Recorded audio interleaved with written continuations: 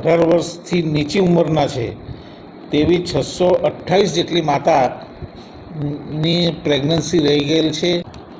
કાયદેસરની કાર્યવાહી એટલા માટે થતી નથી કે એમાં બંને પક્ષે સંમતિ હોય છે, સમાજની બી સંમતિ હોય છે અને કુટુંબની પણ સંમતિ હોય છે।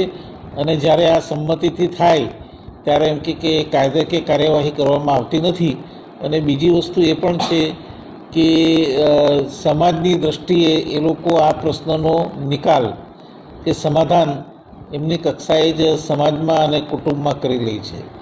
એટલા માટે કાયદાકીય કાર્યવાહી કરવામાં આવતી નથી, કારણ કે આ કેસ જે છે એ કે બળાત્કાર અને એની વ્યાખ્યાથી અલગ પ્રકારની હોય છે। એનું કારણ એ છે કે બંને પક્ષ, છોકરા અને છોકરી, એમ કે મજૂરીએ સાથે જતા હોય, પછી સાથે એ લોકો એમ કે રહેતા હોય, બરાબર। ત્યાર પછી જે ગ્રામ્ય કક્ષાએ લગ્ન પ્રસંગ જેવા સામાજિક પ્રસંગમાં એ લોકો એકબીજાને મળતા હોય, બરાબર છે। ત્યારે એમ કે આ એક આવેગ અને આવેશમાં થતી ઘટનાઓ હોય છે અને જેને કારણે એ લોકો એક્સિડન્ટલી પ્રેગ્નન્સી એમની થઈ જતી હોય છે।